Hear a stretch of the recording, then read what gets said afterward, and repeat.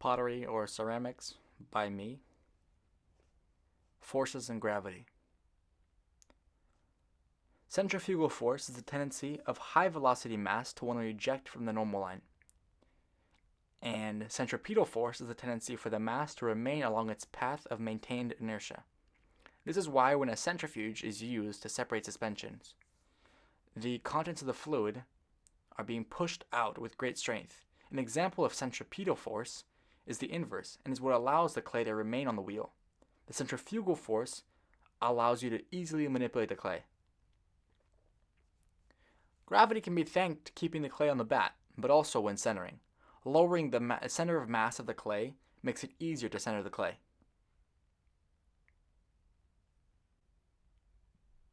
Pressure application.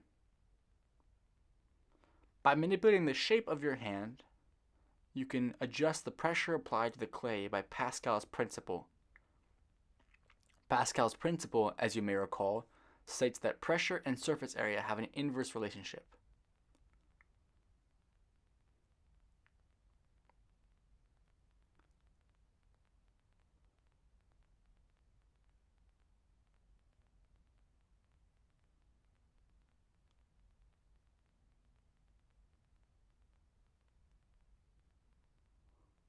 While centering the clay, I use the pinky side of my hand to support the clay from the bottom,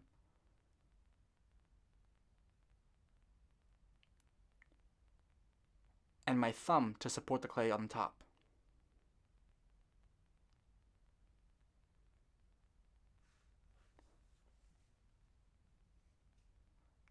Nicely centered clay should spin concentrically like this.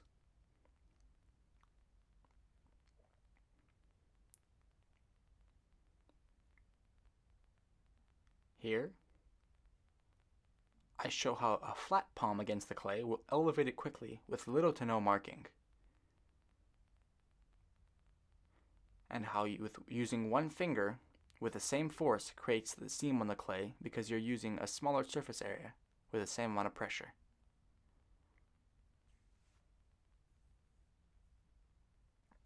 Ceramic composition.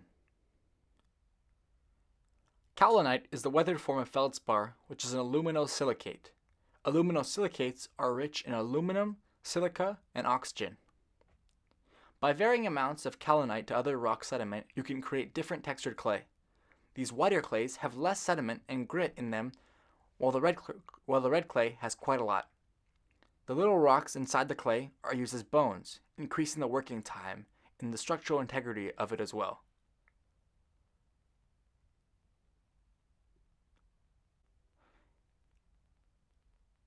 Here you can see the difference between a piece that is relatively smooth and a piece that is very gritty. You can see the sand in there.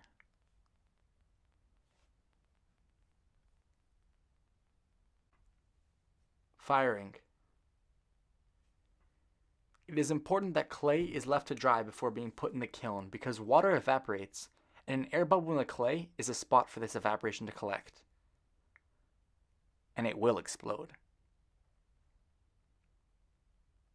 The presence of aluminum and silica in 1657 degree to 1945 degree Fahrenheit kilns produce a red-hot clay, which when cooled is bisque-fired. This clay shares glass-like properties and also those of aluminum. For example, if you tap the ceramic ware, you will hear a metallic-y sound. That is because the clay is about half aluminum. But if you tap too hard and drop the clay, you will see the glass-like properties of clay as it shatters into a million crystalline pieces.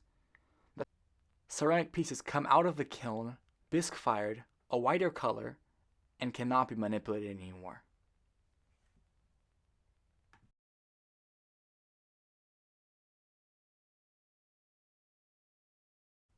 Glazes.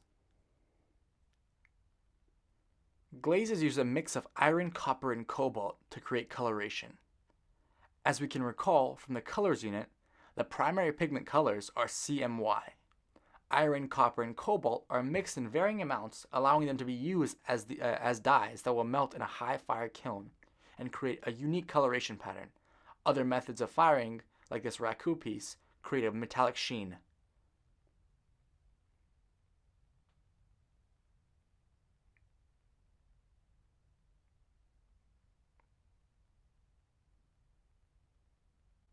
Bone structure and muscle relevance.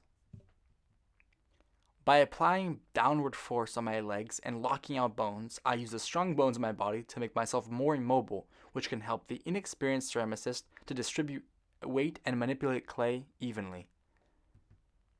Muscle fatigue is seen in a typical hand injury, colloquially known as potter's hand.